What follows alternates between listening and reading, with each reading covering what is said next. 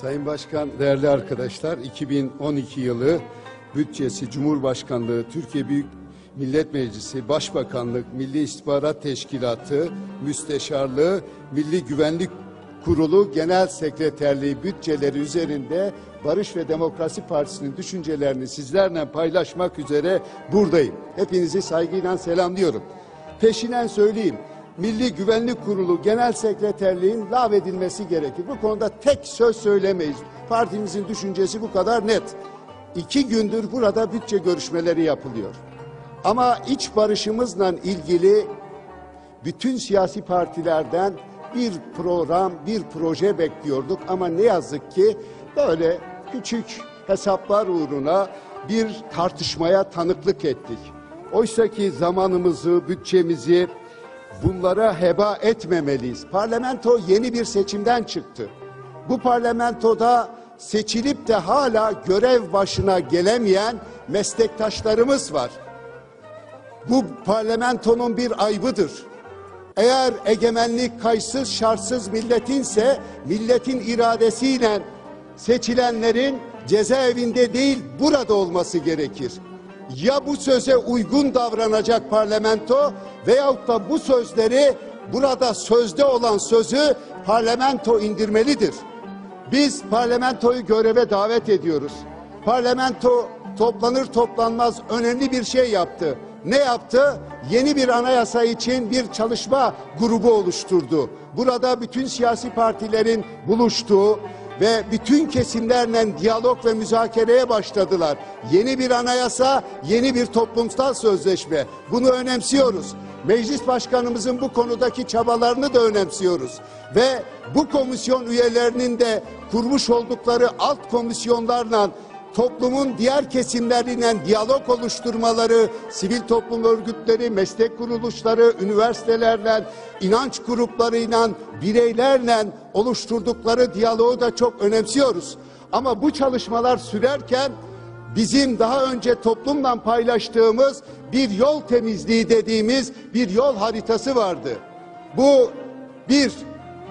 12 Eylül'ün ürünü olan anayasayı değiştiriyoruz ama 12 Eylül'ün ürünü olan Kenan Evren'in size bahşettiği siyasi partiler yasası ve seçim kanununu tartışmıyorsunuz.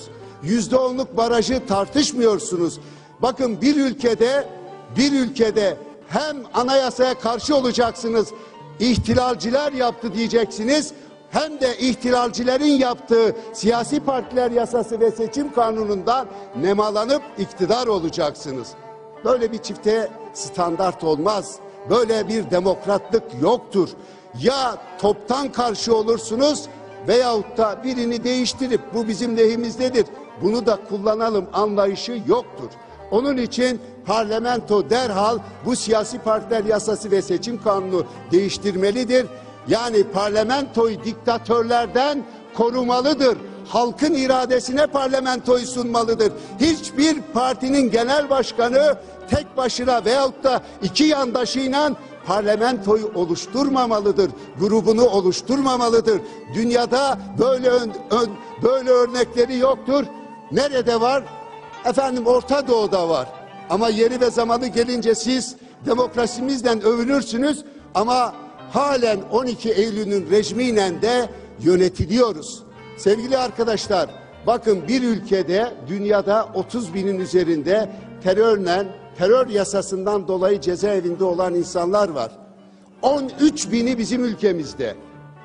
3'te 1'i Türkiye'de ve 13 bin insan cezaevinde.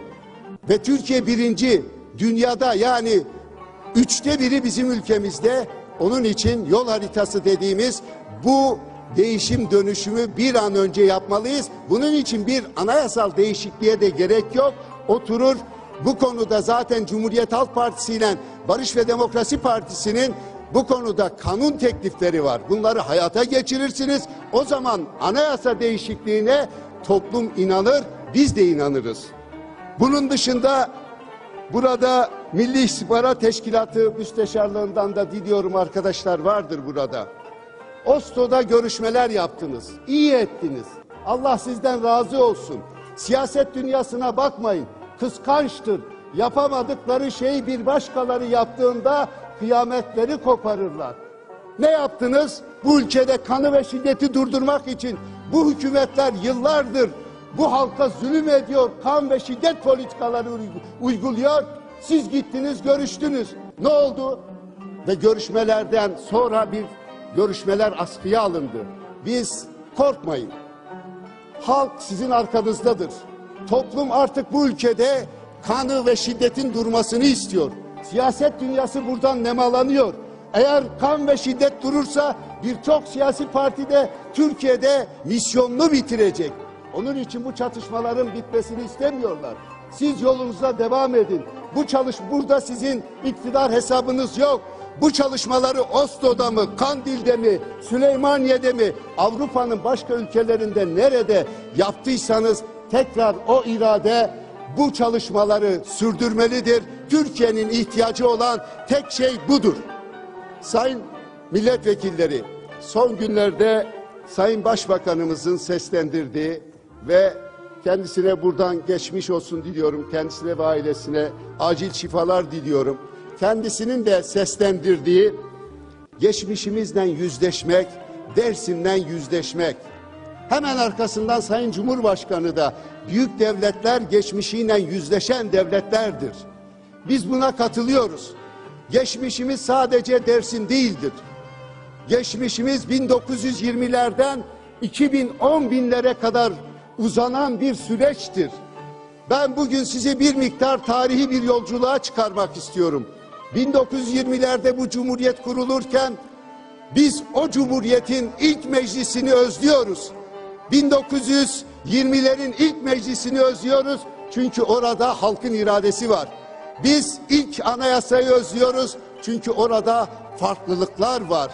Bakın o ilk dönemde 1924'e kadar burada halkın iradesi var. 24'ten sonra red ve inkar var. İşte kavganın nedeni de bu. Mesela 1920'lerde Dersim'den 6 tane mehpus var. Bunlardan biri Hasan Hayri. Hasan Hayri parlamentoda Mustafa Kemal'le de iyi görüşen biri. İsmet Paşa Lozan'a gidiyor. Lozan'daki görüşmeleri sürdürürken İngilizler hemen karşısına Kürt sorununu ve azınlıklar sorununu koyuyor. İsmet Paşa dönüyor. Mustafa Kemal'i arıyor.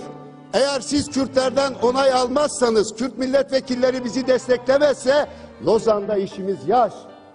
Ve Mustafa Kemal, Hasan Hayri ve Kürt milletvekillerini çağırıyor, Dersim mevzusu. Bir deklarasyon hazırlanıyor, bir metin hazırlanıyor. Ve bu metni Kürt milletvekilleri kapıdan giriyor. Kürt ulusal giysileriyle geliyorlar. Mustafa Kemal'in talebi üzerine. Hasan Hayri kürsüye çıkıyor. Mustafa Kemal'in oturduğu alanda Lozan'a sesleniyor. İsmet Paşa Kürtlerin ve Türklerin ortak temsilcisidir. Bizi de temsil ediyor diyor.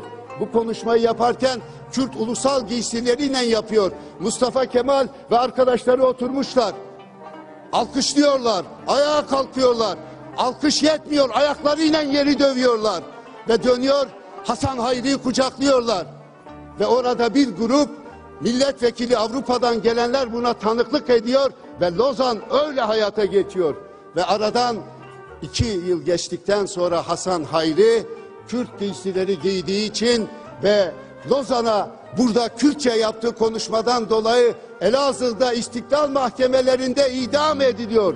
İşte geçmişten yüzleşmek budur. Ve sonra arkasından ben İstiklal Mahkemesi'nden 2 örnek daha vereceğim. Diyarbakır'da Savcı Süreyya Bey anlatıyor anılarında. İsmet Paşa'nın görevi üzerine Diyarbakır'a gittim diyor. Gittim mahkeme salonuna, oturduk. Karayağız bir Kürt delikanlısı geldi içeri. Askerlerle aldılar. Hakim sordu, adın ne? Türkçe bilmiyordu. Alın asın, tek sözcük. Aldılar astılar. Akşam otele gittim. Yar otelinde kalıyorum. Yattım diyor. Sonra o Kürt delikanlı geldi, yakama yapıştı. Siz hakim misiniz, cellat mısınız? Benim Türkçe bilmemem benim günahım dedi. Ve yakama yapıştı. Sabaha kadar uyuyamadım. Kalktım, İsmet Paşa'ya bir telgraf çektim. Eğer bu ülkede Türkçe bilmeyenleri asarsak tek insan kalmaz diyor. Ve